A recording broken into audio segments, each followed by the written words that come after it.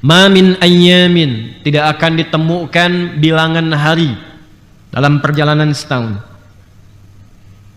Al-amalu salihu fihinna, saat setiap amal soleh yang dikerjakan di hari-hari itu, ahabbu ilallahi, maka naik statusnya menjadi dicintai oleh Allah Subhanahu wa taala.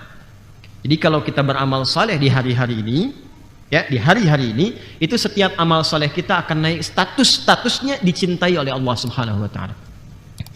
Di amal lain belum tentu. Ramadan, ya, Anda salat, Anda puasa. Puasa Anda benar, salat Anda benar, Anda dapat pahala.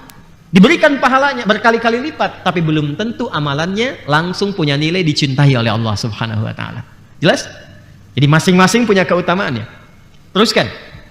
Min hadhil ayyamil ashri, tidak ada perjalanan hari dalam setahun itu dibandingkan dengan 10 hari pertama ayamin Dzulhijjah, yaitu di awal bulan Dzulhijjah. Saya ulang ya, di awal bulan Dzulhijjah. Jadi ya tuh, betul kan apa yang saya katakan, sampai kaget tuh. Wah, iya kan. Gak apa-apa Bu, ya, tenang aja. Ya, jadi yang dimaksudkan wal fajr walayalin wasyaf'i wal, itu yang dimaksud adalah di antara tafsirnya 10 hari pertama di bulan Dzulhijjah. Saking pentingnya itu Allah Subhanahu wa taala sampai memberikan kesan istimewa dan menggunakan wawu qasam di dalamnya untuk memberikan kesan kepada kita, jangan luput itu. Berikan perhatian serius, karena hari-hari itu belum tentu ditemukan di hari-hari yang lainnya. Pertanyaannya, ada apa di situ? Radhiyallahu taala anhuma qala Rasulullah sallallahu alaihi wasallam, satu kali Rasulullah sallallahu alaihi wasallam pernah bersabda, perhatikan kalimatnya, ma min ayyamin al-amalu salihu fihinna ahabbu ilallahi min hadhil ayyamil ashri. Ayat Dzulhijjah, dalam kurung nanti tafsir hadisnya Dzulhijjah. Ma min ayyamin, tidak akan ditemukan bilangan hari dalam perjalanan setahun. Al-amalu salihu fihinna, saat setiap amal soleh yang dikerjakan di hari-hari itu, ahabbu ilallahi, maka naik statusnya menjadi dicintai oleh Allah Subhanahu wa taala. Jadi kalau kita beramal saleh di hari-hari ini, ya, di hari-hari ini, itu setiap amal saleh kita akan naik statusnya dicintai oleh Allah Subhanahu wa taala. Di amal lain belum tentu. Ramadan, ya, Anda salat, Anda puasa. Puasa Anda benar, salat Anda benar, Anda dapat pahala. Diberikan pahalanya berkali-kali lipat, tapi belum tentu amalannya langsung punya nilai dicintai oleh Allah Subhanahu wa taala. Jelas? Jadi masing-masing punya keutamaannya. Teruskan. Min hadhil ayyamil ashri, tidak ada perjalanan hari dalam setahun itu dibandingkan dengan 10 hari pertama ayamin Dzulhijjah, yaitu di awal bulan Dzulhijjah. Saya ulang ya, di awal bulan Dzulhijjah. Jadi ya tuh, betul kan apa yang saya katakan, sampai kaget tuh. Wah, iya kan. Gak apa-apa Bu, ya, tenang aja. Ya, jadi yang dimaksudkan wal fajr walayalin wasyaf'i wal, itu yang dimaksud adalah di antara tafsirnya 10 hari pertama di bulan Dzulhijjah. Saking pentingnya itu Allah Subhanahu wa taala sampai memberikan kesan istimewa dan menggunakan wawu qasam di dalamnya untuk memberikan kesan kepada kita, jangan luput itu. Berikan perhatian serius, karena hari-hari itu belum tentu ditemukan di hari-hari yang lainnya. Pertanyaannya, ada apa di situ? Bagaimana status amal ketika dicintai oleh Allah, dan apa yang harus kita kerjakan di rentang waktu itu? Jawabannya akan ditemukan setelah menunaikan sholat isya berjamaah insyaallah. Kita jeda sebentar, kita lanjutkan setelah menunaikan sholat isya. Assalamualaikum warahmatullahi wabarakatuh. Alhamdulillahi wa kafa. Wassalatu wassalamu ala Rasulillahil Mustafa wa ala alihi wa sahbihi wa man watha wa ba'd. Hadirin sekalian, kita telah menunaikan surat Isya berjamaah beserta amalan sunnahnya. Waktu Indonesia bagian barat terhubung dari Bekasi. Semoga sholat kita semua diterima oleh Allah Subhanahu wa ta'ala. Kita akan lanjutkan bahasan kita. Ada 10 hari siang dan malamnya begitu istimewa, bahkan spesifik. Di fajar hari ke-10-nya pun beda dengan fajar-fajar yang lainnya. 10 hari itu saking pentingnya Allah meminta kita untuk memberikan perhatian yang lebih, menggali, menghadirkan keutamaannya, kemudian kita implementasikan dalam kurikulum ibadah kita. Untuk mendapatkan itu tentu kita perlu penjelas, perlu contoh, sehingga apa yang akan kita ikuti itu sesuai dengan apa yang Allah inginkan. Berbahagialah kita, di dalam Islam itu semua desain ibadahnya jelas. Tidak ada yang rancu, tidak ada yang ambigu. Semua, bahkan dari bangun tidur sampai tidur lagi, dan tersusun secara sistematis. Ayat turun, setelah ayat turun ada penjelas, setelah ada penjelas ada contoh, setelah dicontohkan diterangkan maksudnya, setelah itu dijelaskan hikmahnya, sehingga terasa semuanya dalam konteks berkehidupan kita, baik dari penunaiannya, peningkatan spiritualnya, kemudian juga dampak kepada peningkatan intelektualnya, sampai kenyamanan secara fisikal. Wa aqimus shalah, tunaikan oleh kalian salat. Al-Baqarah ayat ke-43 itu. Lalu Nabi menjelaskan kepada kita bagaimana cara salat. Setelah diterangkan, dipraktekkan, sehingga bukan hanya diterangkan, ada yang dilihat bagaimana cara mempraktekkan itu. Lalu setelah dipraktekkan itu, kita diberikan hikmahnya, penjelasnya. Apa di antara manfaat salat itu? Ada ketenangan kepada jiwa, ada proteksi dari perbuatan yang menyimpang, fahsya dan mungkar. Inna salata tanha anil fahsya dan mungkar. Lalu nilai-nilai itu dicontohkan dalam praktek sosial kemasyarakatan. Karena itu orang-orang yang mengikuti Nabi, sahabat-sahabat mulia itu ridwanullahu alaihim, ketika mempraktekkan salat dengan sempurna, maka hilanglah sifat-sifat buruk yang melekat pada kepribadian mereka saat di jahiliyah. Maka berubah, bertransformasi menjadi pribadi yang sangat luar biasa, ya, sehingga turunlah Quran surah ketiga Ali Imran ayat 110 untuk memuji itu semua. Kuntum khaira ummah.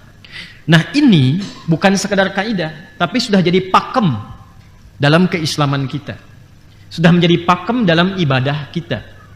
Terkait dengan 10 hari ini pun ayatnya ketika turun Nabi langsung menjelaskan. Penjelasan Nabi ini dikutip kemudian diterima di antara sahabat yang menerima adalah Ibnu Abbas radhiyallahu taala anhuma, lalu diviralkan oleh beliau, di like, di share, sampai di komen oleh para penjelas hadis itu. Kan sekarang bahasanya begitu kan? Like, share, and comment. Nah, di antara itu semua pun dahsyatnya dalam Islam bisa dilacak melalui jalur yang disebut dengan sanad. Karena itu di Islam itu sangat ketat dan rinci gitu, sehingga memberikan kepastian yang jelas bagi kita dari mana menerima infonya, siapa yang menerima, siapa yang tersambung kepada Ibnu Abbas itu sampai kamu bisa memastikan itu benar dari Nabi. Itu jelas semua jalurnya. Nah, ini yang kemudian tadi kita sampaikan menjelang Isya dari sebagian sabda Nabi sallallahu alaihi wasallam. Sekarang kita sempurnakan penjelasan Nabi dimaksud. Setelah itu kita keluarkan kurikulumnya dan bagaimana kita meneladani para sahabat yang telah mempraktekkan itu jauh sebelumnya. Bismillahirrahmanirrahim. Qala an Ibni Abbas radhiyallahu taala anhuma, disampaikan kepada kita jalurnya tersambung pada sahabat Ibnu Abbas radhiyallahu taala anhuma. Nanti saya bacakan jalur sanad di antaranya melalui Sahih Al-Bukhari, ya. Qala Rasulullah sallallahu alaihi wasallam, pernah bersabda Rasulullah sallallahu alaihi wasallam, ma min ayyamin, tidak didapati, tidak ditemukan perjalanan hari-hari dalam setahun, Al-amalu salihu fihinna, saat amal soleh dikerjakan di hari yang istimewa itu, ahabbu ilallahi min hadhil ayyam al-ashr. Nilainya naik, statusnya naik, menjadi lebih dicintai oleh Allah Subhanahu wa taala, yaitu 10 hari pertama di bulan Dzulhijjah. Tadi sampai sini ya. Kita bacakan, teruskan. Qalu, sahabat mengonfirmasi. Nanti kita akan belajar karakteristik sahabat ya. Sahabat mengonfirmasi, walal jihadu fi sabilillah. Ya Rasulullah, apakah jihad fi sabilillah pun tak mampu menandingi keistimewaan amalan di 10 hari pertama Dzulhijjah itu? Apa jawab Nabi? Walal jihadu fi sabilillah. Bahkan jihad fi sabilillah pun tak mampu menandingi keistimewaan amal saleh yang dikerjakan di 10 hari pertama Dzulhijjah itu. Illa, kecuali kalau ada pernyataan menafikan lalu setelah itu ada illa, maka yang istimewa itu yang setelah illa. Jelas ya? Contoh misalnya, nafi itu bisa pakai ma, bisa pakai la. Ya, tadi yang pakai ma di hadis ini kan, kita ambil contoh yang pakai la. La ilaha illallah. Nah, maka la menafikan tuh, tidak ada Tuhan. Illa, kecuali Allah. Maka rumusnya dipakai. Kalau ada huruf nafi, baik itu la ataupun ma, setelah itu ada illa, maka fokusnya, yang istimewanya, yang harus kita simaknya yang setelah illa. Jelas ya? Baik. Illa rajulun. Kecuali ada satu saja, kata Nabi, amalan puncak yang memang ini tak mampu ditandingi oleh apapun. Satu amalan puncak ini. Rajulun kharaja binafsihi wa malihi wa lam yarji' min dzalika bisyai'. Kecuali ada seseorang yang memang berniat berjuang dengan dirinya juga hartanya sampai ia wafat dalam perjuangan itu. Nanti bisa berbeda-beda ranahnya. Jika ada tuntutan secara militer, bisa di militer. Jika tidak ada itu misalnya, bisa dalam konteks perjuangan pengetahuan. Ada yang berjuang itu, belajar untuk bisa memberikan pencerahan kepada masyarakat di daerahnya. Itu nilainya tinggi. Nanti sampai turun Quran surah ke-9 At-Taubah di ayat yang ke-122. Wa ma kana al-mu'minuna liyanfiru kaffah فلولا نفر من كل فرقة منهم طائفة ليتفقهوا في الدين ولينذروا قومهم إذا رجعوا إليهم لعلهم يحذرون. Itu tinggi nilainya. Karena itu para ulama juga tinggi nilainya. Tapi di antara sekian ulama itu nanti ada ulama yang berjuang dengan dirinya untuk menyampaikan risalah pengetahuan dan dengan hartanya. Ada yang dengan dirinya saja, hartanya belum tentu, kan? Ada yang dengan diri dan hartanya, dia datang, apa yang dia punya dia keluarkan. Ya, kalau perlu dia memberi, itu tinggi nilainya. Kalau wafat dalam perjuangan itu puncak yang tertinggi. Termasuk yang haji ini. Ya, kita doakan semoga semua yang haji mabrur di sisi Allah Subhanahu wa taala. Allahumma taqabbal ya Allah. Ya, karena itu kan berjuang dengan fisik dan harta.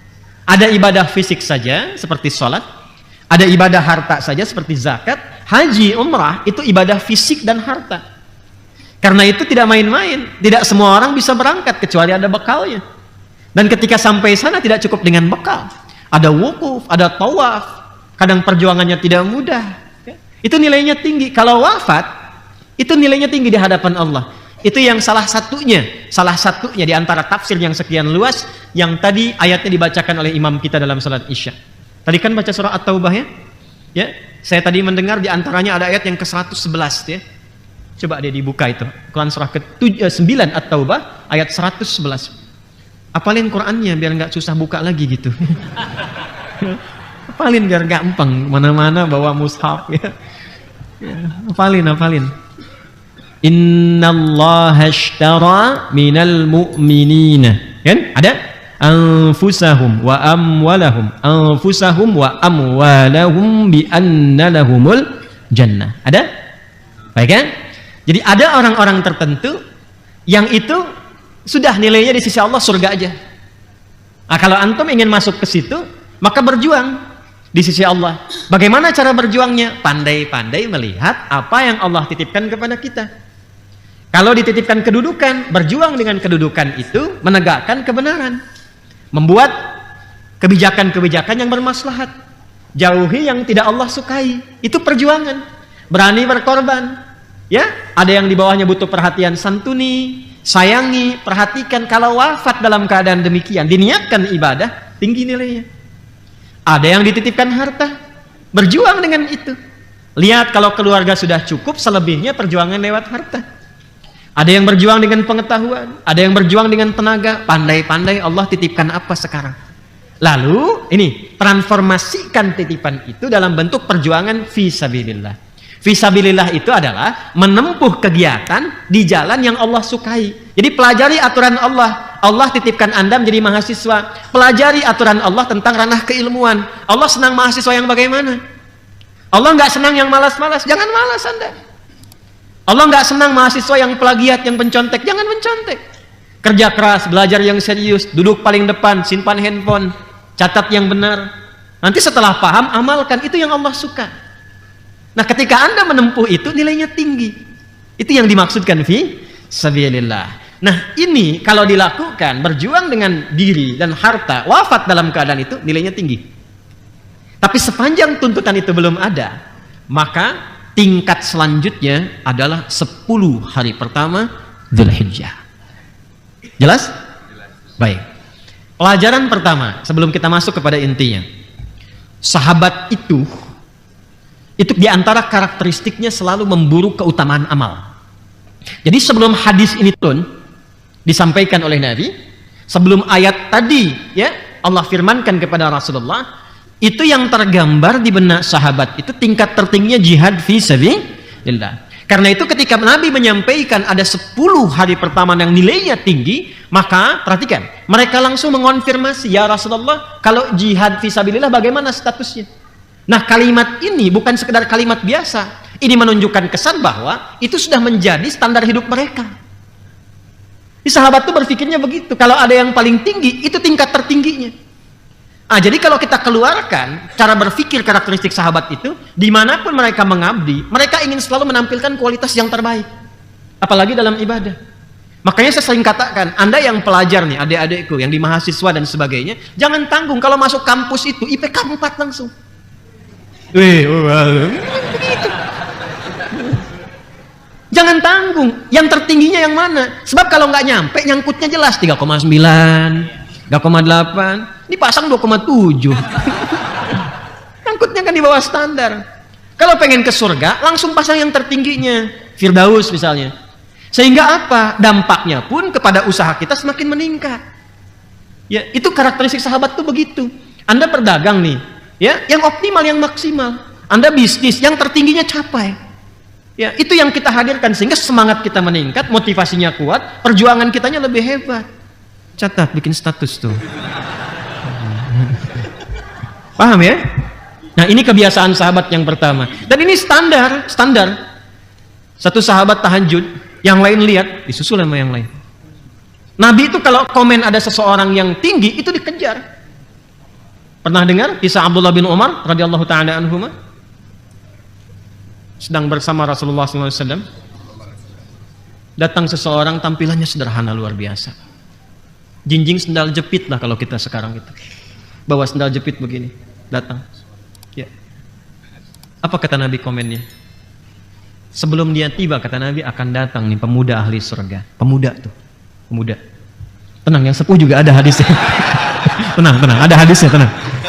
Jadi kita bicara pemuda ya. Nah, tenang aja Pak, insya Allah ada hadisnya. Lengkap pokoknya di Islam lengkap. Nenek-nenek juga ada hadisnya. Ada, ya, tenang, lengkap kita dari anak kecil sampai orang dewasa.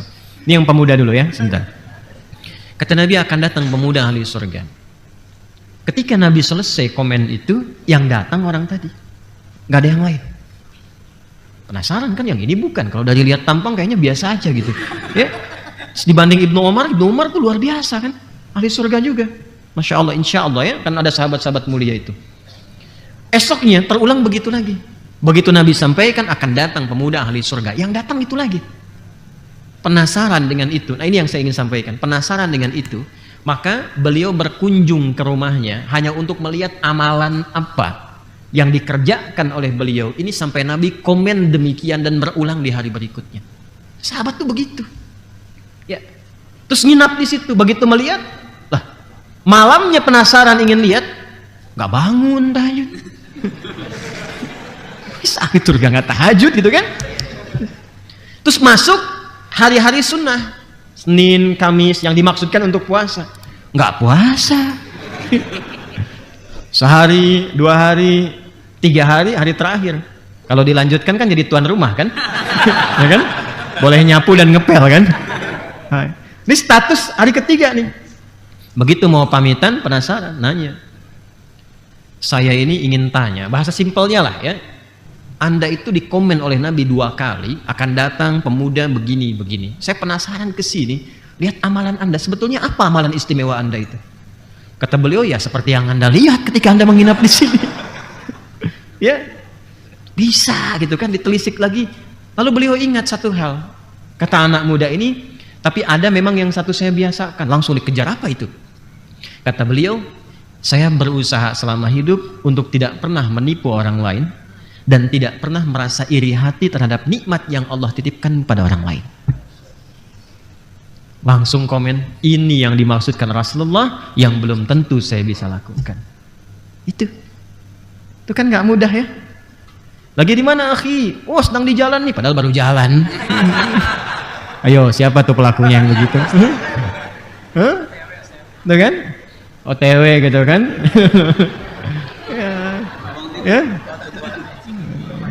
Dibayanginnya apa namanya, on the way kan, taunya oh the wow gitu kan, baru sadar bahwa ada perjanjian gitu. Dan tidak pernah merasa iri hati, menjaga diri supaya tidak iri atas apa yang Allah titipkan kepada hambanya yang lain. Itu nggak mudah itu. Kalau mau gampang ngetesnya begini, keluar dari sini, lihat ada orang yang jamaah pakai mobil bagus berangkat tuh, kira-kira perasaan Anda bagaimana?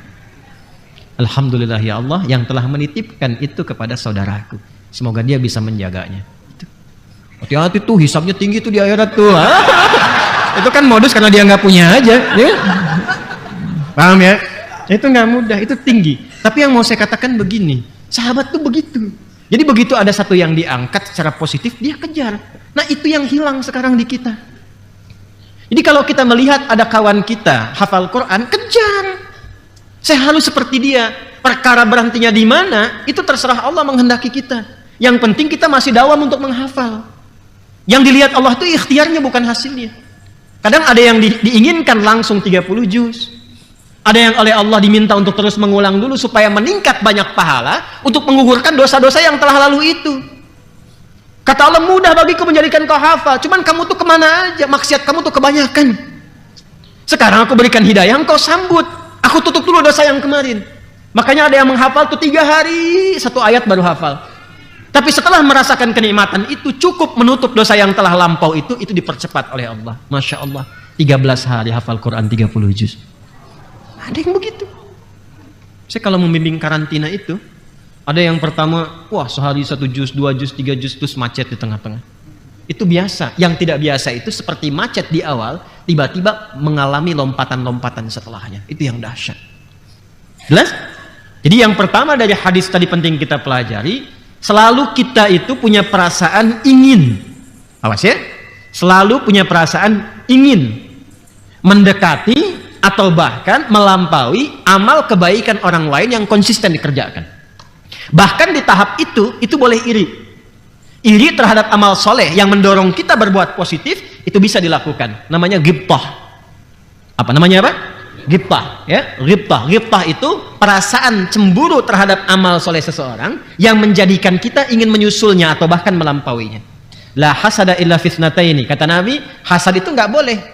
Iri hati itu nggak boleh kecuali dalam 2 perkara yang disebut dengan ghibtah. Rajulun atahullahul ilma, seseorang yang dianugerahi oleh Allah pengetahuan dan dia share itu. Dia sampaikan, dia bagi itu setiap siang dan malam. Ada lagi rajulun atahullahul mala. Ya. Seseorang yang dianugerahi oleh Allah harta berlimpah, maka dia sibuk infak siang dan malam. Kadang-kadang dia nggak mau dikenal. Ada yang butuh, berangkat, dia utus seseorang. Nah, kalau ketahuan, boleh itu dicemburui. Jelas ya? Nah, itu bukan iri hati namanya, itu iri amal. Jelas? Nah, kembali ke hadis lagi. Itu prinsip yang pertama. Karena nanti ada 70 pembelajaran dalam hadis tentang 10 Dzulhijjah itu. 70 pembelajaran. Kita malam ini 3 saja. Ya, 3 saja. 70 terlalu banyak nanti ya. 1 itu. 2. Catat dulu ya. Pelajaran pertama dari hadis tadi. Motivasi dari Nabi SAW melalui sahabat untuk selalu meningkatkan amal soleh yang berkualitas. 1 itu. Itu sudah viral ya di kitab-kitab syarah hadis, itu sudah biasa. 2. Memahami sepenuhnya tentang keistimewaan 10 hari pertama Dzulhijjah itu, memahami sepenuhnya tentang keistimewaan 10 hari pertama Dzulhijjah itu yang mampu menghadirkan cinta Allah Subhanahu wa taala. Tahan sebentar. Sekarang kita belajar dulu tentang kaidah cinta Allah. Buka Quran surah ketiga Ali Imran ayat 31. Quran surah ketiga Ali Imran ayat 31. Ini saya ingin ilustrasikan dulu melalui satu ayat tentang bagaimana kalau Allah sudah mencintai seorang hamba, apa yang didapatkan oleh hamba itu. Ada Quran surah ketiga Ali Imran ayat 31. Qul in kuntum tuhibbunallaha fattabi'uni. Tahan, teruskan. Yuhibbukumullahu wa yaghfir lakum dzunubakum. Ini yang ditandai. Yuhibbukumullahu wa yaghfir lakum dzunubakum. Perhatikan baik-baik. Yuk kita sama-sama belajar tentang kaidah yang ada dalam ayat. Yang ini sudah paham? Saya hapus ya. Baik, bismillah. Yang ini apa? Ulama. Yang ini paham berarti. Hapus ya. Bismillah. Perasaan saya sudah 9 tahun saya mengajar itu ya. Datang sendiri, makan sendiri, nulis sendiri, ngapus sendiri. Masya Allah luar biasa. Tuh, tinggal lihat, catat, simak, pulang masuk surga. Mudah-mudahan Allah ridha ya. Lihat sini. Kita highlight yang ini dulu ya. Yuhibbukumullah. Ya. Yuhibbukumullahu. Ini ya. Lalu persamaannya ini yang mahal tuh ini. Wa yaghfir lakum dzunubakum. Wa yaghfir lakum dzunubakum. Dzunubakum. Ini ya. Fokus baik-baik, perhatikan di sini. Saya agak sedikit lambatkan untuk mudah dipahami. Yuhibbukumullahu. Allah mencintai kalian. Ya kan? Kalau kita baca dari awal ayat, qul in kuntum tuhibbunallaha fattabi'uni. Katakan Muhammad sallallahu alaihi wasallam, viralkan kepada seluruh hamba-hambaku. Jika kalian serius mencintai Allah, maka buktikan cinta itu dengan mengikuti semua tuntunan dari Nabi Muhammad sallallahu alaihi wasallam. Jelas? Kalau itu bisa dilakukan, yuhibbukumullah. Jelas ya? Jadi ini jawab syaratnya nih. Syaratnya in kuntum tuhibbunallah, jawabnya fattabi'uni, jawab syaratnya. Setelah dari situ, apa yang didapatkan? Ini keterangannya. Ya, yuhibbukumullah, maka Allah akan balas mencintai hamba-hamba itu. Allah akan cintai kalian. Ketika Allah mencintai seorang hamba, cinta Allah diberikan, maka apa yang pertama Allah anugerahkan kepada hamba yang dicintai itu? Ternyata bukan dunia. Ingat ya? Ternyata bukan dunia. Awas. Kedudukan, jabatan dalam konteks kehidupan kita, dunia. Harta, dunia. Jadi kalau ada peningkatan harta, jangan langsung dipahami Allah sedang cinta. Kalau ada promosi jabatan, jangan langsung dipahami Allah sedang cinta. Sepanjang belum kita dapati ciri-ciri yang Allah berikan kepada kita. Apa yang Allah berikan kepada hamba yang dicintainya? Pertama kali adalah wa yaghfir lakum dzunubakum. Maka yang pertama Allah berikan kepada hamba itu adalah mengampuni seluruh dosa-dosanya. Mengampuni seluruh dosa-dosanya.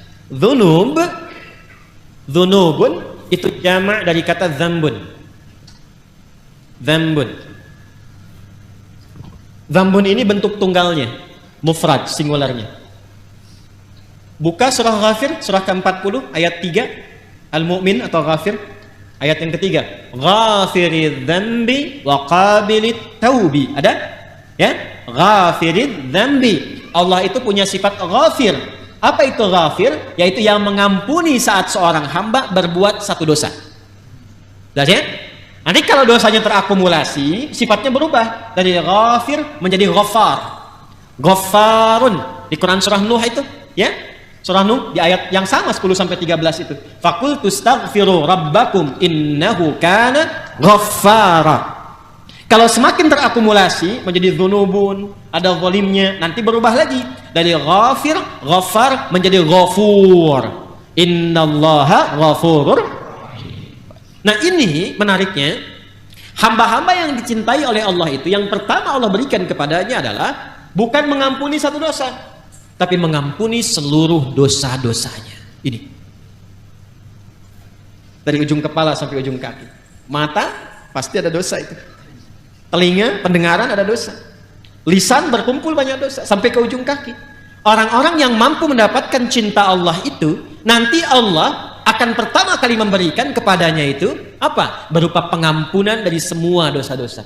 Apa ciri hamba yang telah diampuni oleh Allah semua dosanya ini dan mendapatkan cintanya? Maka ciri seorang hamba yang mendapatkan ampunan Allah, dia akan terjaga dari perbuatan maksiat yang pernah dilakukan oleh bagian tubuh yang pernah berdosa itu. Nah, jadi kalau mata ini misal pernah berdosa, lalu ditaubati, diampuni oleh Allah, maka kebiasaan maksiat yang pernah dilihat oleh mata ini itu nggak dilihat lagi, dijaga. Jelas ya? Demikian ke telinga, sampai ke lisan, sampai ke ujung kaki. Itu ciri hamba Allah yang taubatnya diterima, dosanya diampuni. Sedangkan bagi hamba yang dicintai oleh Allah Subhanahu wa taala, itu sudah terjaga dari ujung kepala sampai ujung kaki. Makanya ketika akan berpikir yang kurang baik pun, itu nanti akan diingatkan lewat jiwa takwanya, sehingga keluar yang baik lagi. Lisannya dijaga, keluar tuturnya yang mulia. Dijaga oleh Allah sehingga tidak cepat-cepat memutuskan sesuatu yang berpotensi melahirkan maksiat. Dicinta Allah itu mahal. Ketika cinta didapatkan, maka pemberian pertama Allah mengampuni dosa-dosa hamba dan menjaganya untuk tidak berbuat maksiat dalam kehidupan. Jelas? Nah, saya ingin tanya, lawan dari maksiat itu apa? Taat. Di sini ada maksiat, lawannya apa? Taat. Maksiat salah tidak? Salah kan? Ini sudah pasti salah. Lawan dari salah apa? Soleh kan? Ingat, lawan dari salah apa? Soleh, ya kan? Lawan dari salah, soleh. Artinya, kalau maksiatnya sudah ditutup, salahnya diampuni dan dijaga supaya tidak terjebak berbuat salah lagi, pada saat demikian hamba itu naik status jadi hamba yang soleh, taat di hadapan Allah dan berpeluang mendapatkan cinta Allah Subhanahu wa taala. Kalau ini konsisten dijaga sampai dengan wafat, kemana tempat pulangnya? Bukan sekedar surga, tapi di surganya dia akan ditempatkan di satu komplek dengan semua nabi dan rasul dan orang soleh yang pernah berkehidupan di bumi. Itu ada di Quran surah keempat An-Nisa di ayat 69. Quran surah 4 ayat 69. Perhatikan, ini kan dibuka dengan taat pada Allah dan Rasul kan? Ya kan? Qul in kuntum tuhibbunallah, Allah kan? Ya kan? Fattabi'u. Nih, ke Nabi kan? Perhatikan, ketika berubah jadi orang taat, apa yang terjadi? Wa may yuti'illaha war rasulah. Siapa yang mampu konsisten, siapapun. Man itu tawarannya bersifat individual, tapi maknanya bersifat umum, general. Jadi kalau kita mengaji Quran mendapati ayat man bunyinya, maka rasakan ayat itu untuk kita secara personal. Ini Allah menawari kita nih. Siapapun yang mampu konsisten menaati Allah, karena pakai fi'il mudhari, artikan dengan konsisten. Menaati Allah dan Rasul, konsisten sampai dia wafat, faulaika, maka mereka itu ma'alladzina an'amallahu alaihim, akan disertakan, disatukan, tinggal di satu tempat, satu komplek dengan rahmat Allah di surga nanti. Dengan siapa? Satu, minan nabiyyina, dengan semua nabi yang pernah bertugas di bumi. Pernah dengar kisah tentang Nabi Yusuf yang tampan itu? Pernah lihat gak? Mau lihat? Nanti ada orang yang sekomplek dengan Nabi Yusuf alaihissalam. Masya Allah. Pernah dengar tentang kisah Nabi Ayub itu? Pernah lihat tidak? Tidak. Nanti ada orang yang sekomplek dengan Nabi Ayub. Masya Allah. Akhi, di mana kamu? Saya di sana. Kamu sama siapa? Syekh Fulan, Kiai Fulan, Ustadz Fulan. Masya Allah, tuh orang-orang soleh semua tuh. Antum di mana, akhi? Nah, biasa saja. Tangga kamu siapa? Depan saya Nabi Ibrahim. Ping kiri saya Nabi Yusuf. Belakang Nabi Musa tuh. Ping kanan saya Nabi Muhammad sallallahu alaihi wasallam. Masya Allah. Di mana itu? Atas, tinggi banget. Sini lagi kunjungan. Atau nanti ahli surga saling mengunjungi. Ya, dari atas ke bawah. Dari bawah bisa ke atas nggak? Belum tentu. Belum tentu. Jelas ya? Makanya berusaha mumpung masih hidup. Kalau sudah meninggal tinggal penyesalan nanti. Fa asaddaqa wa aqum minas. Ya Allah, kasih kesempatan, pengen balik lagi, pengen balik. Walau sekejap aja. Jelas ya? Nah, minan nabiyyina was-siddiqina, dan orang-orang jujur dengan agamanya. Dia praktekkan. Kata Allah suruh salat, salat. Kata Allah suruh jujur, jujur. Dia praktekkan itu lewat perilakunya. Jujur, tuntunan agama dipraktekkan dengan ya perilaku kehidupannya. Wasyuhada wassalihin, dengan para syuhada dan orang-orang soleh. Wa hasuna ulaika rafiqa. Nah, kalau Anda nanti punya teman begitu kelihatan, cepat tempel itu. Karena itu teman terbaik sampai bisa bersama di surga. Kata Allah, kalau ada yang demikian itu masuk surga mendapati begitu, itu yang terbaik. Sekarang saat di dunia, tempel orang yang punya ciri-ciri begitu. Siapa orang-orang ini? Jadi kalau ketemu orang-orang yang taat dan cinta kepada Allah dan Rasul, tempel dia. Minimal dapat percikan kebaikannya. Ketika mendapatkan percikan itu, minimal mudah-mudahan dipertemukan saat di akhirat. Ya. Nah, makanya amin itu sering diucapkan. Betul, karena harapan tertinggi kita masuk ke sini. Baca ayatnya dengan benar.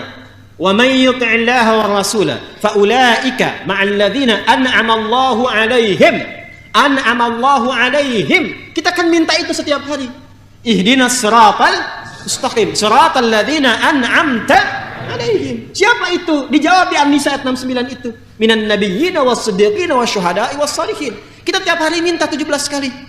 Ihdinas siratal mustaqim, ihdinas siratal mustaqim, siratal ladzina an'amta 'alaihim, siratal ladzina an'amta 'alaihim. Siapa itu? Dijawab oleh Allah, fa ulaika ma'al ladzina an'ama Allahu 'alaihim. Makanya ketika kita memohon, buktikan kita sungguh-sungguh bermohon. Bagaimana pembuktiannya? Lewat ikhtiar. Anda kalau minta sama Allah, ya Allah, aku mencintainya, pengen menikahinya, tapi nggak pernah Anda ikhtiar, nggak akan jadi. Kalau nggak dilamar-lamar kan nggak jadi. Kenapa ketawa? Udah kan? Ya, apalagi amal saleh. Kalau cuma bermohon nggak pernah diwujudkan dalam ikhtiar, nggak akan pernah diraih. Paham ya? Baik. Mencintai itu penting, tapi ikhtiar itu lebih utama. Ya? Catat itu. Ya. Paham ya? Mencintai Allah itu penting, tapi berikhtiar untuk mendapatkan cinta Allah itu lebih utama. Jelas? Baik. Jadi ini yang pertama didapatkan. Orang yang dicintai Allah berpotensi untuk mendapatkan ampunan dari seluruh dosa-dosa yang pernah dilakukan. Oke, catat itu dulu ya. Karena nanti ada stepnya, tahapannya. Nah, berita baiknya, semua kurikulum amalan awal Dzulhijjah itu semua stepnya mengantarkan ke sini. Mengantarkan ke sini. Jadi indahnya ngaji Quran dan hadis itu nyambung semua. Kalau kita dudukan tuh, itu nyambung semua, nggak ada yang miss di situ. Di step semua amalan yang kita kerjakan itu puncaknya ke sini. Puncaknya ke sini. Yang haji nanti di sana juga ingin mendapatkan ini, makanya pulangnya mabrur kan? Mabrur itu kan dari kata birrun asalnya. Ya kan? Kalau melekat pada pelakunya disebut mabrur. Birrun itu kebaikan yang muncul setelah yang buruknya hilang. Kesolehan yang muncul setelah salahnya hilang. Makanya ketika wukuf di Arafah itu kontemplasi, merenung, berintrospeksi, melihat diri apa yang salah selama ini sehingga jauh dari Allah. Kok bisa sampai dikasih hadiah haji oleh Allah padahal banyak berbuat maksiat? Itu harus betul-betul merenung, jangan sampai pulang haji nambah maksiat. Ya kan? untuk merenungkan apa yang menyebabkan saya jauh dari Allah. Dilihat satu-satu. Kenapa saya selalu punya problem dengan teman-teman, dengan tetangga, dengan kerabat? Dilihat. Karena itu ketika dia menyadari itu, datang ke Muzdalifah. Ingin melontar itu semua. Bawa bekal dari situ. Lalu ke Aqabah, dilontar. Aqabah itu gambaran diri kita. Sifat-sifat yang telah dikumpulkan di Arafah itu, untuk mengenali diri kita sehingga ma'rifah pada diri dan ma'rifatullah, maka dibawa itu semua ke Muzdalifah. Di situ kita zikir. Ya, makanya setelah dari Arafah itu kita masuk kemudian ke Muzdalifah disebut Masy'aril Haram. Fa idza afadtum min Arafatin fadhkurullaha 'indal Masy'aril Haram. Itu kan di Al-Baqarah itu kan? Ya, saat masuk di ayat 198 199 kan itu yang dibaca kan? Kalau selesai di Arafah, sudah kenal diri sendiri, sudah tahu apa kekurangannya, tahu yang menyebabkan dia jauh dari Allah, dikasih harta, kasih rizki, tapi kurang syukur. Sudah banyak kendaraan, dari sepeda, motor, sampai mobil, banyak aneka ragam. Jadi tetangga dekat dengan masjid, rumah samping masjid, jarak nggak ada, langkah yang cukup panjang. Ya, kemudian menara masjid, ada bagian suara speakernya ngarah juga ke rumahnya. Dan belum menyentuh dia untuk berangkat ke masjid. Dipanggil sampai ke Arafah. Ingat itu kenapa saya nggak bisa ke situ. Ya, usia 40 tahun, 50 tahun, mushaf sudah berbanyak ragam. Bahkan namanya udah banyak, mushaf Aisyah, mushaf Khadijah, mushaf macam-macam, dipajang di rumah, tapi untuk baca nggak mampu. Sementara yang lain yang nggak punya mushaf pun bisa menghafal Quran. Tanyakan pada diri kita, kenapa saya nggak bisa mampu baca itu? Untuk melihat aja nggak mampu, cuma selewat begitu aja. Padahal kalau imannya benar, lihat mushaf itu pengen baca itu, pengen baca, pengen tahu itu. Pengen tahu surat dari Allah itu apa? Yang paling indah tuh gini, baru buka begini kok bisa ayatnya sesuai dengan yang saya butuhkan gitu. Itu yang mahal tuh. Itu yang mahal. Itulah hidayah gitu kan. Harus pandai menatap itu, kalau sudah tahu lempari sifat yang kurang baik. Setelah itu kan kemuna kan. Nah itulah yang 3 hari yang di Al-Baqarah ayat 203 itu. Nanti kita akan masuk ke situ. Jadi yang haji pun menemukan jati dirinya. Sampai dia mendapatkan kesempurnaan diri untuk merubah diri. Begitu pulang, dapat sifat birrun. Melekat pada dirinya di mabrur. Ciri orang mabrur itu yang salahnya tanggal, yang solehnya muncul. Jelas ya? Bagi yang belum berangkat ke sana, maka amalan 1 sampai 10 Dzulhijjah itu latihan. Untuk mendapatkan sifat mabrur yang serupa. Sekalipun belum berangkat ke sana. Makanya puncaknya tuh ini, mahabbatullah. Jadi kalau yang di sana nanti mengenal dirinya wukuf, yang di sini puasa. Dan puasanya sama namanya. Di sana wukuf di Arafah, di sini puasanya puasa apa? Siyamu yaumi Arafah. Yang di sana melontar tanggal ke-10, di sini menyembelih hewan. Antara melontar dengan menyembelih bacaannya sama. Di sana Allahu Akbar, di sini Bismillahi Allah. Yo, yang pernah haji, waktu lempar jumlah bacaannya apa? Bismillahi Allahu Akbar, itu kan? Yang di sini menyembelih hewan bacaannya apa? Bismillahi Allahu Akbar. Setelah melontar menghadap ke kiblat, ke Ka'bah. Apa doa yang dibaca? Inni wajjahtu wajhiya lilladzi fatara as-samawati wal arda hanifan muslima wa ma ana minal inna salati wa nusuki wa mahyaya wa mamati lillahi rabbil alamin la syarika lahu wa bidzalika umirtu wa ana minal muslimin wa ana awwalul muslimin. Itu puncaknya ini. Begitu itu keluar dengan lisan yang bening, datanglah mahabbatullah sampai ke jiwanya. Itu kan ikrar. Ya Allah, mulai hari ini aku pasrahkan diriku sepenuhnya untuk menaatimu.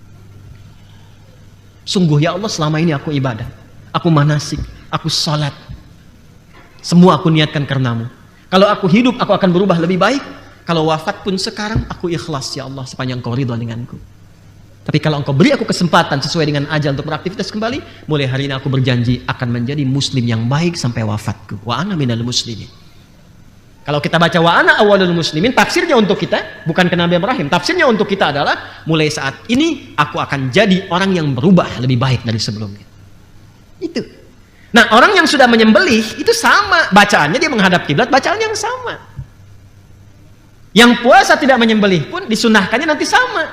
Ya, dia sholat, di sholat itu dia berdoa. Jadi puncaknya, goalnya sama semua. Itulah keadilan Allah Subhanahu wa ta'ala. Jelas? Nah, sekarang kalau sudah paham, mari kita masuk ke tahapan-tahapan amalannya. Ya. 1. Halo? Ini kenapa pada sedih begini? Terus kita mau beramal sekarang ya. Sekarang kita masuk amalannya. Sudah paham ya keutamaannya? Paham insya Allah? Paham ya? Baik. Sebelum kita masuk ke amalan, saya tegaskan sekali lagi, keistimewaan 10 awal Dzulhijjah ini menaikkan status amalan menjadi dicintai oleh Allah Subhanahu wa taala. Jadi setiap kita ngerjakan amalan, kalau benar cara beramalnya, Allah cintai. Allah cintai. Nanti dampak amalan itu merubah perilaku kita. Jelas ya? Yuk kita mulai. Di antara amalan yang dianjurkan untuk dioptimalkan di 10 hari pertama Dzulhijjah itu, rumus nabinya adalah amal saleh. Amal saleh. Karena kalimatnya jelas. Ma min ayyamin al-amalu salihu fihinna. Amal saleh. Sekarang yang penting kita lakukan adalah untuk mendetilkan apa amal soleh yang mungkin kita lakukan itu. Amal soleh itu wujudnya ada 2 secara umum. Ya? Amal soleh wujudnya ada 2 secara umum. 1, meningkatkan yang taat. Meningkatkan yang taat. Ma'ruf kalau dalam bahasa Quran. Meningkatkan yang taat, dalam kurung ma'ruf. Kurung tutup supaya tidak lepas. Yang kedua, meninggalkan maksiat, dalam kurung mungkar. Meningkatkan taat atau ma'ruf, meninggalkan maksiat atau mungkar. Nah, ini amalannya ada 2 amal soleh itu. Dan ingat baik-baik ya, di antara 2 ini, apapun yang kita kerjakan, baik meningkatkan taat ataupun meninggalkan maksiat, itu nilainya sama. Pahalanya berlipat untuk di hari-hari ini, plus dicintai oleh Allah Subhanahu wa taala. Jadi kalau ada orang memprovokasi pada keburukan dan Anda tolak itu pahalanya 2 kali lipat dan status Anda dicintai oleh Allah Subhanahu wa taala. Ada orang yang mengajak menipu, Anda hindari, itu kan nahi mungkar. Pahala itu bukan hanya di amar ma'ruf saja. Nahi mungkar pun ada. Anda tinggalkan perbuatan itu, maka seketika pahala dilipat gandakan, naik status, dicintai oleh Allah Subhanahu wa taala. Nah, sekarang yang akan kita rinci yang amalan taat dulu apa? 1. Amalan pertama, meningkatkan zikir,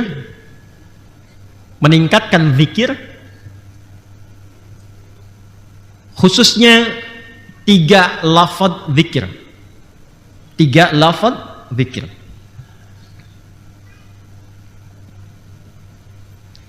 Zikir itu nanti banyak ya jenisnya ya. Banyak nanti. Doa itu zikir, Quran surah ke-7 ayat 205. Salat itu zikir, Quran surah ke-20 ayat ke-14. Ya.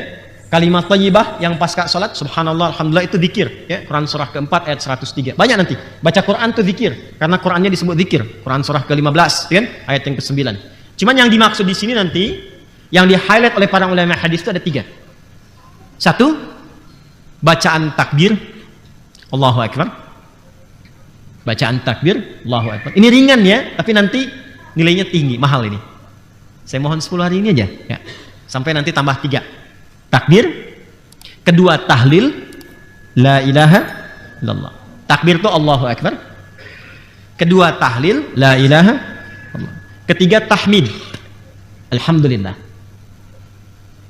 Takbir, tahlil dan tahmid. Allahu Akbar, la ilaha illallah dan alhamdulillah. Sebentar. Tadi sudah teman-teman catat yang Al-Baqarah ayat 185 itu, yang ujungnya kan? Baik, kita akan masuk ke sana. Takbir itu biasanya diungkapkan, dibacakan umumnya dalam 3 keadaan. 1, sebagai penunjuk ketaatan dalam ibadah. Ya, untuk meningkatkan ketaatan dalam ibadah ditunjukkan lewat takbir. Paling gampang gini, sholat dibuka dengan apa? Takbir. Nah itu ya, Allahu Akbar, ingin memberikan kesan bahwa ini saya serius ingin mengagungkan Allah lewat ketaatan beribadah. Karena itu sejak azan pun kalimat pembukanya apa? Allahu Akbar, ya? Allahu Akbar, Allahu Akbar. Jelas? Maka takbir pertama itu biasa digunakan untuk menunjukkan tingkat ketaatan dalam ibadah. Kedua, takbir itu bisa berfungsi untuk memohon kekuatan dalam berjuang. Ya, kita nggak usah jauh-jauh ke era Nabi, era sahabat. Para pahlawan nasional kita ketika berjuang, apa teriakannya? Allahu Akbar. Ya kan? Bung Tomo kan Allahu Akbar kan? Waktu di Surabaya itu. Dan semua itu, semua pejuang-pejuang kita, Allahu Akbar, Allahu Akbar, Allahu Akbar. Ada nasibnya kalau nggak salah itu ya? Allahu Akbar, Allahu Akbar. Kalau nggak salah ada nasyid itu. Itu perjuangan, bukan era kemerdekaan kita itu. Kalau nggak salah ada itu. Kalau nggak salah ada itu nasyid perjuangan kemerdekaan dari para pejuang kita itu. Ya, makanya nanti kalimat Allah melekat di preambul undang-undang 1945 itu, atas berkat rahmat Allah yang Maha Kuasa. Allah yang Maha Kuasa itu Allahu Akbar. Dan dengan didorongkan oleh keinginan luhur. Nah, itu kan keinginan luhurnya belakangan. Jelas ya? Dari sini nanti turun dasar negara yang Pancasila sila pertama, ketuhanan yang Maha Esa. Penjelasnya di pasal 29 ayat kedua. Ayat satunya untuk negara, pasal 29 ayat 1, negara berdasar atas ketuhanan yang Maha Esa. Nah, pasal 29 ayat 2-nya, negara menjamin kemerdekaan tiap-tiap duduk untuk memeluk agamanya masing-masing dan beribadah menurut agama dan kepercayaannya itu. Jadi karena spirit kemerdekaan kita itu membawa nilai-nilai spiritualitas, nilai ketuhanan, itu dibawa dalam dasar negara, termasuk di pendidikan. Tuh adik-adikku yang belajar ya, atau teman-teman yang dosen di kampus, coba buka Undang-Undang Sisdiknas tuh. Ya, nomor 20 tahun 2003. Ya, buka yang poin menimbang itu. Penimbang pasal B yang kedua. Ya, awas tuh. Undang-Undang Dasar 1945 mengamanatkan kepada ya pemerintah untuk mengusahakan satu sistem pendidikan, awas nih lihat ya, yang meningkatkan keimanan dan ketakwaan pada Tuhan yang Maha Esa serta akhlak mulia. Awas tuh ya, serta akhlak mulia. Jadi tujuan pendidikan pun itu meningkatkan keimanan dan ketakwaan. Jadi kalau Anda pintar, orang Indonesia, tapi nggak takwa, Anda kurang nasionalis. Karena undang-undangnya mengamanatkan bukan cuma pintar, tapi beriman dan bertakwa. Ya, jadi yang dipakai di sini tuh bukan kurikulum barat di Indonesia tuh. Ini saya bicara undang-undang ya. Bicara undang-undang nih. Jadi artinya apa? Itu bagi kita orang Islam, ya, itu sudah tafsir tersendiri dari spirit Al-Qur'an yang kita pelajari. Jadi ketika kita belajar, jadi pintar, niatkan ibadah bukan cuma mengamalkan Quran, tapi mengamalkan amanat undang-undang pendidikan kita. Ya, makanya ngaji, baca itu. Ya, jelas ya? Halo? Jelas tidak? Ya balik lagi ya. Jadi yang pertama, takbir. Satu, untuk menunjukkan ketaatan dalam ibadah. Yang kedua, penanda ya, pemohonan kekuatan dalam berjuang. Yang ketiga, takbir bisa digunakan untuk mensyukuri nikmat yang Allah berikan. Tanda syukurnya bisa lewat takbir, bukan hanya hamdalah. Ya, bukan hanya hamdalah, tapi kita ungkapkan lewat takbir untuk menunjukkan keagungan Allah yang menitipkan atau menganugerahkan nikmat itu kepada kita. Biasanya kan gini, kalau sudah kita merasakan sesuatu, pemberian yang tinggi, kita menyanjung orang yang memberikan. Ada orang dikasih hadiah misalnya, Masya Allah Ustadz itu begini, Masya Allah orang itu begini, kan disanjung kan? Cara menyanjung Allah itu dengan mengagungkannya. Ketika Allah memberikan sesuatu yang tinggi kepada kita, maka kita bertanya bagaimana cara menyanjungmu ya Allah? Maka agungkan ia. Agungkan ia. Karena itu ketika kita akan sujud, pembuka keagungannya lewat takbir, Allahu Akbar. Kemarin puasa Ramadan ya, dapat nikmat tidak? Lebih tenang tidak? Lebih nyaman tidak? Lebih enak tidak? Itu semua nikmat kan? Kita harus syukuri ya. Bagaimana cara mensyukurinya? Turun ayat. Walitukabbirullaha ala ma hadakum wa la'allakum tashkurun. Al-Baqarah 185. Puncak kasih yang Allah berikan kepada hambanya adalah mencintainya dan menggugurkan semua dosanya. Itulah alasan kenapa kita banyak bertakbir, karena kita sedang diberikan satu anugerah yang besar yang tidak diberikan di hari-hari lainnya. Cinta Allah Subhanahu wa ta'ala. Itu dalilnya kenapa kita memperbanyak takbir. Kapan dimulai takbir? Nah, ini yang harus kita biasakan. Kebanyakan mulainya itu ketika masuk hari ke-10. Yo, betul kan? Ya kan? Ketika mau sholat mulai kan? Allahu Akbar, Allahu Akbar. Atau minimal pindah maghrib kan? Masuk hari H untuk hari raya, pada maghrib baru takbir kan? Ternyata sahabat dulu tidak begitu. Khusus untuk yang 10 hari Dzulhijjah, kapan dimulai takbirnya? Yuk kita lihat. Sahih Al-Bukhari. Nomor hadis 969. Tadi dilihat teman-teman yang sudah Anda tuliskan tadi? Yuk kita baca ya. Kitabul Idaini 969 paling kanan sebelah atas. Ini betul ya? Tab 13 nih. Ya. Saya bacakan ya. Tadi saya katakan subtopik yang ke-11 kan? Bismillahirrahmanirrahim. Subtopik yang ke-11. Qala babu fadlil amali fi ayyamit tasyriqi. Bab tentang keutamaan amalan di hari-hari tasyrik. Ini sudah masuk ke 11, 12, 13 kan? Menariknya babnya tentang keutamaan hari tasyrik, tapi diulasnya sejak masuk di hari pertamanya sampai ke 13. Makanya saya tadi katakan di awal 10 plus 3 kan? Dan kita baru mulai 10-nya kan? Yuk kita baca. Wa qala Ibnu Abbas, dan Ibnu Abbas radhiyallahu taala anhuma menyampaikan firman Allah Subhanahu wa taala, a'udzubillahi minasyaitonir rajim, terkait hari tasyrik, wadhkurullaha fi ayyamin ma'dudat. Al-Baqarah ayat 203. Ayyamul 'ashri wal ayyamul ma'dudat ayyamut tasyrik. Ketika disebutkan Ibnu Abbas radhiyallahu taala anhuma mengutip tentang keutamaan hari tasyrik, dalilnya Al-Baqarah ayat 203 seperti tadi saya bacakan, lalu Al-Imam Al-Bukhari merinci di bawahnya. Perhatikan. Ayyamul ashri wal ayyamul ma'dudat ayyamut tasyrik. Perhatikan. Ini menunjukkan tentang keutamaan 10 hari pertama di bulan Dzulhijjah plus 3 hari di hari tasyriknya. Lalu apa respon sahabat? Utamanya ketika mengetahui keutamaan ini, teruskan. Ini kita baru masuk ke judul loh. Ya. Wa kana Ibnu Umar wa Abu Hurairah radhiyallahu taala anhuma. Dan adalah kebiasaan Ibnu Umar. Yang dimaksud Ibnu Umar di sini anaknya Umar bin Khattab radhiyallahu taala anhu. Namanya Abdullah. Ada 3 Abdullah yang viral. Abdullah anaknya Abbas radhiyallahu taala anhuma. Abdullah anaknya Umar bin Khattab radhiyallahu taala anhuma, dan Abdullah anaknya Amr bin As. 3. Abdullah anak Abbas, anak Umar, anak Amr. Jelas ya? Dan 3-3-nya luar biasa. Istimewa tuh. 3-3-nya istimewa. Nanti lain waktu kalau nyampe disebutkan, kita bahas kemudian sirahnya. Dan adalah kebiasaan Ibnu Umar radhiyallahu taala anhuma dan Abu Hurairah. Abu Hurairah nama aslinya Abdurrahman. Abdurrahman bin Sakhar. Itu setelah masuk Islam. Masuk Islam di tahun ke-7 Hijrah. Saat usia Nabi sudah memasuki kurang lebih 60 tahun. Masuk Islam. Asalnya Abdus Syams namanya. Abdus Syams. Abdus Syams itu hambanya matahari. Maka ketika masuk Islam, tadinya Majusi, masuk Kristen, lalu masih dalam pencarian, mendengar ada informasi seseorang disebut Nabi di Al-Madinah Al-Munawwarah, pergi ke sana untuk menemukan pencariannya itu. Begitu melihat Nabi, akhlaknya, kemuliaannya, praktek agamanya dalam keseharian, dan bagaimana praktek yang diikuti sahabat, langsung menemukan kebenaran sejati, berikrar syahadat. Itu di tahun ke-7 Hijrah. Maka dirubah namanya dari Abdus Syams menjadi Abdurrahman. Ini dalil tentang kebolehan merubah nama. Sekiranya nama yang diberikan pertama kali atau diterima itu nama-nama yang menjauh dari rahmat Allah Subhanahu wa taala. Apalagi nama yang langsung bertentangan dengan sifat penghambaan kepada Allah. Kayak tadi Abdus Syams, hamba matahari, langsung ganti jadi Abdurrahman, hamba Allah yang maha penyayang. Ya, Walhan misalnya, ganti langsung karena itu nama setan. Ya, Walhan, setan penggoda orang wudu. Itu yang membuat orang wudu itu selalu gelisah. Ini saya udah wudu apa batal? Wudu atau batal? Walhan sedang bekerja. Jelas. Ada Khanzab atau Khinzib, setan penggoda orang sholat. Ya, Dasim, ya, setan penggoda di rumah. Ya, perempuannya Dasimah. Muslim, muslim, mukmin, mukmi, soim, nah, Dasim.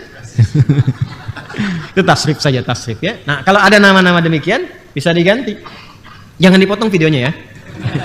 Ini menerangkan tentang kaidah. Ya, jelas ya? Nah, ini ada Abu Hurairah. Jadi dari Abdurrahman mengikuti Nabi. Nah, ini yang saya katakan tadi di awal, sahabat itu selalu mencari prioritas tertinggi. Jadi ketika melihat Abu Bakar, Umar, ya, Utsman, Ali, Abdurrahman bin Auf radhiyallahu taala anhum jami'an, langsung melihat ke diri sendiri. Di satu nunjuk ke yang lain, 4 ke diri sendiri. Beliau katakan, saya terlambat, kemana aja saya? Maka saya harus menyusul mereka semua. Itu caranya. Kalau mereka sudah banyak dan lama, banyak dapat dari Nabi, lama bergaul dengan Nabi, saya baru sekarang. Maka caranya, saya harus meningkatkan usaha saya untuk mendekat kepada Nabi. Jadi kalau yang lain 2 jam sehari bersama Nabi, saya 24 jam harus berusaha melihat kebiasaan Nabi. Dinaikkan. Makanya sering nunggu di depan rumah Nabi, ingin lihat bagaimana jalannya Nabi, sholatnya Nabi, dan sebagainya. Sehingga di sisa hidup Nabi SAW dalam 3 tahun itu kurang lebih bisa mengumpulkan 7.000 hadis. Kayak kalau sudah ada hafal Quran 30 juz, Anda baru juz 30, waktu menghafalnya jangan sama dengan murojaah yang sudah 30 juz. Jadi kalau dia 1 jam, Anda minimal 2 jam. Gitu kan? Kalau ingin ngejar orang pintar, cara belajarnya kan ditambah waktunya kan? Dia belajar 3 jam dalam sehari, Anda 6 jam. Itu yang dipraktikkan Abu Hurairah. Maka beliau keutamaannya satu itu, yang kedua cepat mengamalkan apa yang dipelajari sehingga nggak lupa. Jadi begitu Nabi menyampaikan tentang bersikap bukan cuma humanis pada manusia, tapi bersikap mulia bahkan kepada hewan dan tumbuhan. Itu langsung dipraktekkan. Singkatnya, bertemu dengan anak kucing liar, yang ada kucing rumahan, ada kucing liar. Kucing rumahan disebut dengan kittun. Kitten. Diserap ke dalam bahasa Inggris cat, anak kucingnya kitty. Makanya kayak kitten ya, jadi kitty. Makanya Hello Kitty kan kucing rumahan tuh. Ya, jadi bantal, jadi kasurnya, jadi macam-macam. Ya, jelas ya? Kitten itu dari bahasa Arab, kittun. Dari bahasa Arab, seperti sugar, ya sukar. Itu dari bahasa Arab. Ya. Nah, kemudian kalau kucing liar disebut hurratun, ha besar. Anaknya disebut Hurairah. Ya, sedang jalan, ada dikisahkan ada anak kucing kecil liar kehilangan induknya.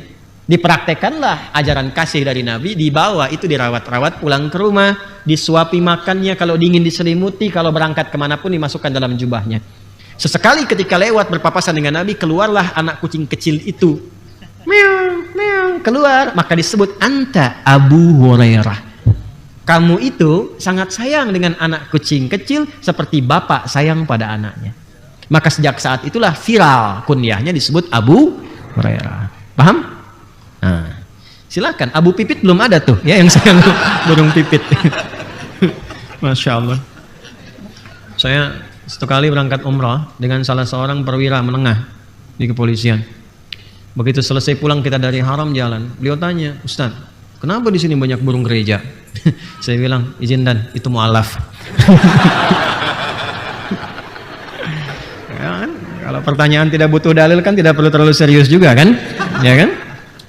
Halo, gitu ya. Ya, kembali ke sini ya. Baik. Apa kebiasaan beliau itu ketika masuk kepada awal-awal bulan Dzulhijjah? Ini bukan langsung masuk tanggal 11, 12, 13. Dari sejak awal. Wa kana Ibnu Umar, adalah kebiasaan Ibnu Umar radhiyallahu taala anhuma wa Abu Hurairah radhiyallahu taala anhu, yakhrujani ila suqi fi ayyamil ashri. Tolong catat. Mereka bahkan sudah mulai keluar masuk pasar-pasar sejak mulai pertama Dzulhijjah, hari 1. Hari pertama sudah mulai keluar pasar-pasar. Apa yang dilakukan? Yukabbirani wa yukabbiran nas. Mereka mulai bertakbir dan mengisyaratkan, membimbing ya orang-orang yang ada di pasar itu supaya tahu itu awal untuk bertakbir. Tuh. Jadi takbir itu dimulainya ya, disunnahkannya bukan sejak di masuk hari ke-10. Ini hari pertama perbanyak takbir. Sebab Allah memberikan cintanya itu bukan sejak hari ke-10, sejak hari pertama cinta Allah sudah diturunkan. Maka cara mensyukurinya takbir kita. Allahu Akbar, Allahu Akbar, Allahu Akbar. Nah, yang punya rumah makan, gitu kan? Yang punya di mal-mal, punya kios-kios, boleh sejak hari pertama tuh pasang takbirnya. Kalau capek ganti pakai kaset rekam. Allahu Akbar, Allahu Akbar, Allahu Akbar. Ya.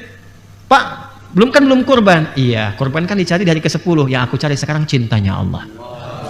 Itu. Apa dalilnya? Al-Bukhari, topik ke-13, subtopik yang ke-11. Ya, ya, sebelah kanan paling atas paragraf yang kedua. Gitu. Jelas ya? Ini belum banyak diketahui kan? Tahunya kan hari ke-10 aja, sampai hari ke-13. Mulai.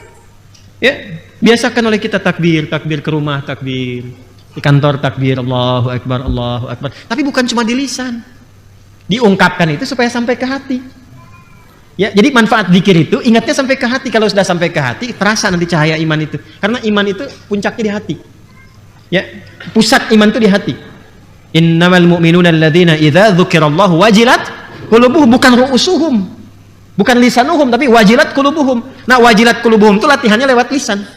Jelas ya? Nah, jadi ini yang ingin saya katakan pertama kali, fi ayyamil ashri yukabbirani wa yukabbirun nasu wa yukabbirun nasu. Dan orang-orang ikut bertakbir. Jadi begitu mereka berdua bertakbir, tahu, oh ini mah sahabat Nabi, ini mewarisi ilmu Nabi, pasti ini ada petunjuk dari Nabi. Wa yukabbirun nasu, begitu beliau berdua bertakbir, maka orang-orang ikut bertakbir. Masya Allah. Jangan malu itu. Jangan malu, masa beribadah malu? Undang-undang menjamin, pasal 29 ayat 2. Ya, dan nggak akan ditangkap polisi. Ya, polisi kalau bisa ikut takbir, TNI ikut takbir, yang muslim-muslim. Ya kan, kita ikut takbir di sunnah. Ya kan? Ya, sesuai dengan tempatnya, bukan lagi upacara hormat Allahu Akbar ya. Disiplin kena. Jelas ya?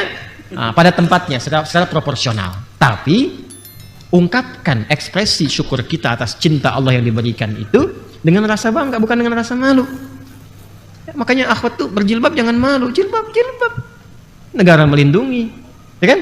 Kemudian juga Quran memberikan apresiasi dan tinggi di hadapan Allah. Antum jangan malu, takbir kita. Jelas ya? Halo, jelas? Alhamdulillah. Ya, sejak kita mulai ini. Dan apa yang paling menarik? wa yukabbirun nasu bi takbirihima, maka orang-orang pun ikut takbir karena takbir keduanya. Wa kabbara Muhammad bin Ali khalfan nafilati. Masya Allah. Dan Muhammad bin Ali itu selalu mulai takbir setelah menunaikan nafilah. Dia di hari sejak hari pertama itu. Kalau sudah salat fardu, salat sunnah sendiri bertakbir. Takbir Allahu Akbar, Allahu Akbar, Allahu Akbar. Nah, itu sudah dimulai itu, ya. Hari-hari pertama kita mulai banyak bertakbir, silahkan. Masuk kendaraan. Ini pulang sini nih, ya. Daripada komen yang nggak jelas tuh, isi takbir. Halo? Dengan isi takbir di jalan, Allahu Akbar, Allahu Akbar. Cilok Pak, Allahu Akbar. Alhamdulillah. Jelas ya? Masya Allah. Ah, jadi ini amalannya ada, dalilnya ada. Agak cepat. Kita minta 5 menit lagi apa? 5 menit ya? Mudah-mudahan sampai. Lebih alhamdulillah. Lalu selain takbir apa kurikulumnya? 1, saya cepat. Tingkatkan amalan fardu melalui peningkatan amalan sunnah. Tingkatkan amalan fardu melalui peningkatan amalan sunnah. Salat ada yang fardu? Berapa rakaat? 17 rakaat. Berapa waktu? 5 ya. Nanti setelah salat fardu itu tingkatkan zikir yang tadi itu, takbirnya, tahlilnya, tahmidnya, ya. Yang subhanallah, alhamdulillah, Allahu akbar tambah dengan tahlil la ilaha illallah, ya. Tambah dengan la ilaha illallah. Jelas? Baik. Nah, setelah itu tingkatkan amalan sunnahnya. Salat ada yang fardu, ada yang sunnah tidak? Mulai sekarang seperti pernah kita tuliskan sebelum Ramadan, semua jenis salat sunnah keluarkan sekarang. Dawamkan 10 hari pertama ini. Jelas? Malam ada salat apa saja yang sunnah? Subuh kan sampai ke pagi, terus ke siang sampai ke sore. Mahal karena salat yang kita tunaikan sekarang ini dicintai oleh Allah Subhanahu wa taala. Jelas? Baik. Ini maaf ya, butuh ampunan kita nih. Kalau semua orang Islam khususnya di Indonesia aja kerjakan dengan benar, jadi orang baik semua. Ya, kalau Anda pejabat jadi pejabat yang baik, Anda pengajar jadi pengajar yang baik, Anda rakyat-rakyat yang baik. Kalau semua orang baik, berkah turun. Ya. Baik, zakat wajib bukan? Wajib. Kalau wajib pasti ada yang sunnah. Apa itu sunnahnya? Infak, sedekah. Maka mulai sekarang coba punya anggaran untuk infak, sedekah. Ya. Jangan diartikan dengan uang saja. Makanan bisa. Ini ada taklim di mana aja, jangan harus taklim di sini. Ya. Taklim di tempat lain misalnya Anda punya kelebihan, datang Anda. Bawa makanan dari rumah misalnya, bagi dengan yang di sampingnya. Ya, walaupun misalnya cuma air 1 gelas cup itu ya. Atau misalnya Anda kurma beli berapa 10.000 dapat misalnya 20 satu-satu dibungkusin dari rumah, nggak apa-apa. Niatkan ikhlas untuk mengamalkan ini. Barangkali cinta Allah itu turun di salah satunya dari 20 itu. Ya, jangan dilihat betapa mahalnya, tidak. Ya. Ya mulai yang dagang-dagang itu. Niatkan sebagiannya, tapi Anda juga jangan tidak sopan. Pak, Bu, seharusnya untuk 10 hari pertama dengar nggak tadi Ustaz ceramah? Ya. Baik, ayo yang punya pakaian lebih, yang punya makanan, cari teman-teman dekat, tetangga, kerabat dan sebagainya, bagi. Niatkan untuk mencintai Allah Subhanahu wa taala untuk hari ini. Jelas? Baik, 3, Quran. Hatam, usahakan hatam ya. Hari ke-10 tuh hatam tuh malamnya. Jadi tinggal bertakbir malamnya. 30 bagi 10 berapa? 3 juz. Per hari 3 juz. Bismillah. Ya, gampang kok itu. Ya, insyaallah. Kalau mau dalam sepekan bisa. Bahkan 6 hari. Sehari 5 juz. Ya, cara paling gampang gini supaya nggak kerasa, bagi setiap waktu sholat. 5 juz dibagi waktu sholat, berarti sekali waktu sholat berapa? 7 juz. Kalau susah bagi 2, sebelum sholat, setelah sholat. Jadi kalau kita ngajinya begitu, selesai. Insya Allah ya. Jadi kalau misalnya 1 juz itu 141 ayat di Al-Baqarah plus Al-Fatihah, dibagi 2 kan berapa? Sekitar 70-an kan? 70 teman-teman, kalau itu dibagi 70 ayat misalnya sebelum sholat, berapa banyak sih bacanya? Ya kan? Berapa lama bacanya? Ya, kalau 10 ayat itu kita butuh misalnya 2 menit, berarti cuma 14 menit, 15 menit investasinya. 15 menit sebelum sholat, 15 menit setelah sholat. Kalau konsisten seperti itu, untuk 10 hari ini aja, 6 harinya langsung khatam Quran 30 juz. Selebihnya tinggal doa. Jelas? Salat sunnah sudah, infak sedekah sudah, baca Quran sudah. Kemudian yang ketiga, yang keempat, baik. Kalau Anda ingin gabungkan semua itu, digabungkan, amar ma'rufnya ada, nahi mungkarnya ada, puasa. Saya ulangi, puasa. Boleh dari sejak hari pertama. Saya ulang, boleh dari sejak hari pertama. Awal Dzulhijjah, kedua, hari ketiga, hari keempat, hari kelima, terus sampai hari ke-9. Jelas ya? Kalau misalnya tidak memungkinkan, diperbanyak.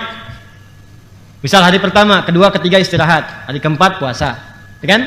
Hari kelima istirahat lagi, 6 istirahat, 7 puasa. Jelas?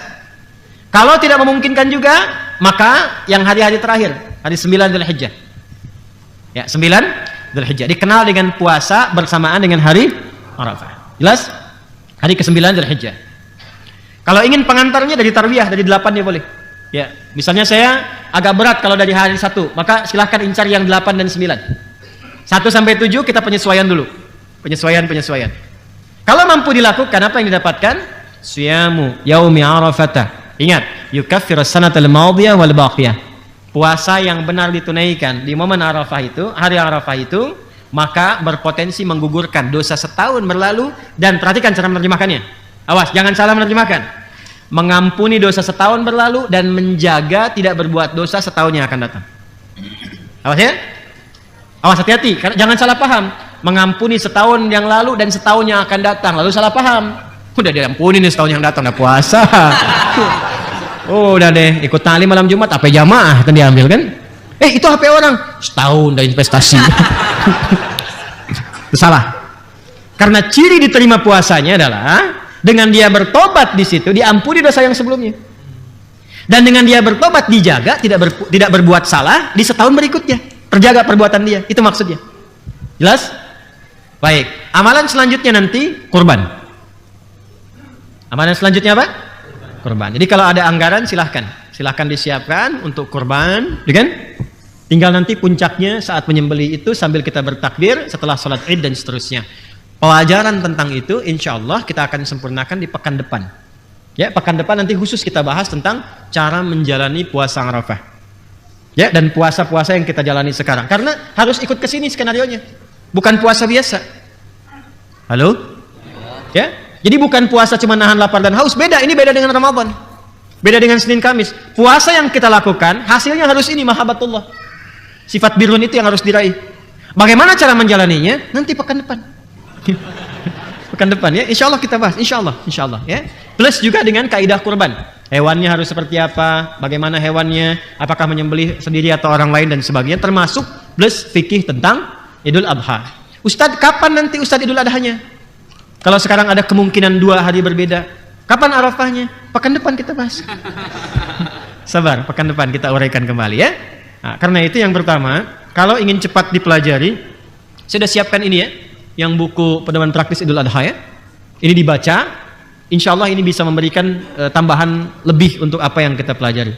1, ini untuk menulis